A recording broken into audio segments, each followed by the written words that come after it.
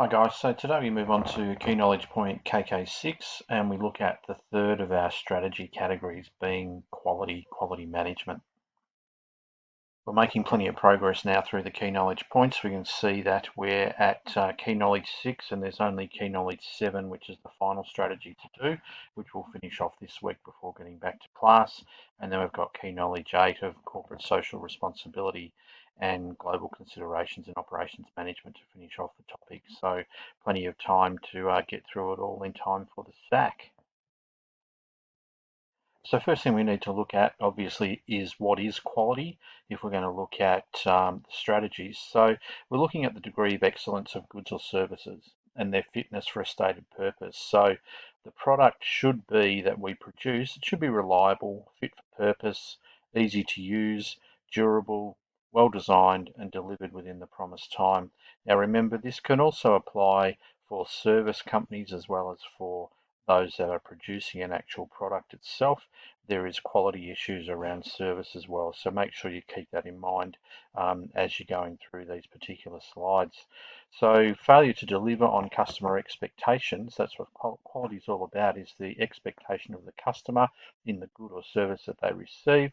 If we fail to deliver on the customer expectations, then it leads to a loss of reputation, customer dissatisfaction with the organisation, with your organisation, and product recalls.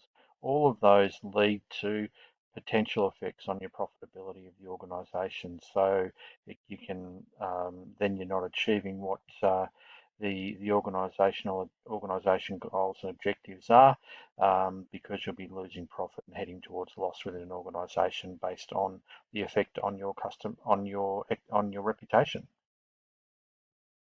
So going back to the start of operations management, remember we spoke about a competitive advantage and that organisations are looking at a competitive advantage over their opposition, and it can be gained through pricing, it can be gained through quality, and it can be gained through speed of delivery, delivering a product more quickly than your opposition. So quality is a key element in the production of final outputs. So, and any of these factors can affect the quality of final outputs, whether it be technology, materials, equipment, training, or worker motivation. They can all lead to decreases of quality if they're not managed correctly. So we need to be aware of all of those factors when we're looking at quality strategies. So let's have a look at the first strategy specifically mentioned in the key knowledge point in the study design, and that's quality control.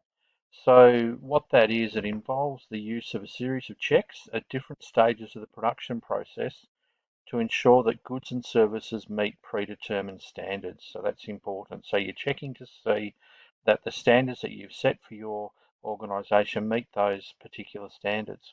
The good at the in the production system. So quality control involves the check and reject principle. So you're looking for defects and removing them from the system. If you had we had have got to see Yakult and how their system works. They have people on the production line physically checking the production as it comes off. So the manufacturer of the bottles make sure that they're all done correctly and that all of the bottles are filled to a certain level, and it's a check and reject principle. So because it's check and reject, this means it's reactive. So it's happening after the process happens. The aim is to detect and reject the faults after they have occurred before they go out to your customers. So to reiterate, quality control, the process, you're comparing it to standard. So what you're doing is you're establishing the benchmarks before your production. You're identifying what the ideal product is that you produce. Then you carry out inspections and you compare your inspected product to the actual benchmark that you have set for your organisation and for the product that you're producing. If the amount of defects that you find are high in this inspection process, you then need to adjust your processes to stop the defects from occurring. And this needs to be done, especially when you have automation, because things can go wrong in an automated production system. And if it's not checked, they can go, the product manufacturing goes unchecked, and it can cost the organisation a lot of money. So the advantages of quality control, the obvious one, prevents poor quality goods or services reaching the consumer. Because there is this checking process which is happening after production.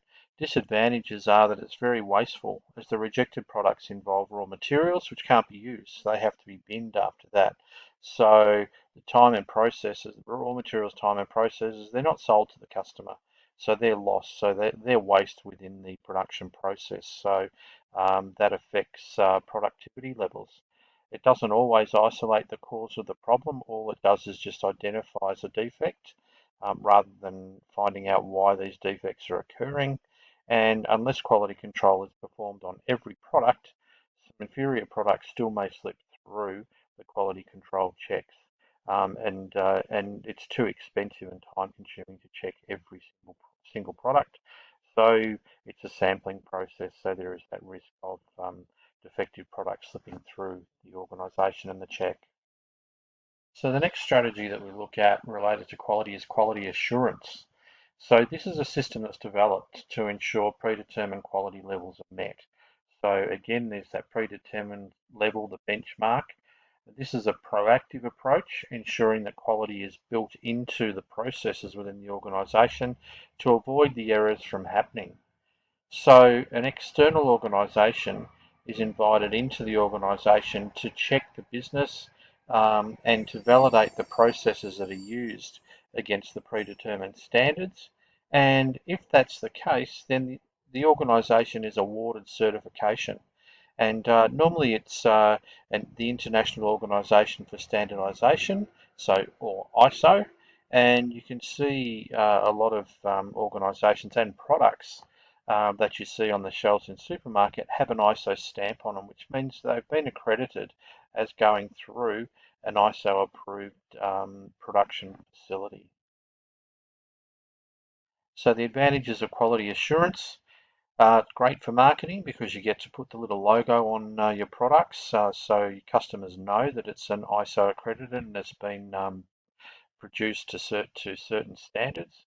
It gives competitive advantage in domestic and global markets for those same reasons. If you're competing against a product or an organisation that doesn't have ISO certification, that's a point of difference that your customers may use. It reduces wastage as the proactive focus. So you're looking at proactive. This is happening before production.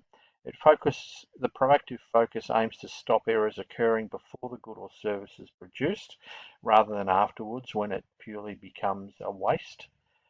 The disadvantages on the side of quality assurance are it can be expensive to have the certification and it can take additional time preparing documentation and processes prior to the inspection. So it's time consuming and expensive to get ISO accreditation.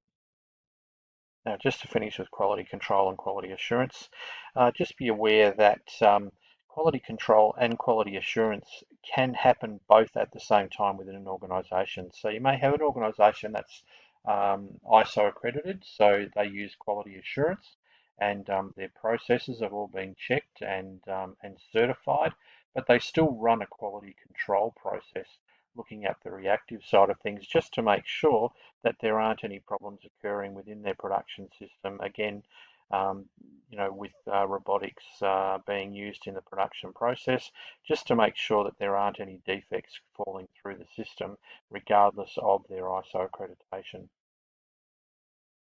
And our final quality management strategy for today is total quality management. So total quality management is an holistic approach to improving organisational culture and production processes. So all employees have an ongoing commitment to incremental improvements, so the pursuit of quality in everything they do in the workplace. So it's a zero defects approach to quality.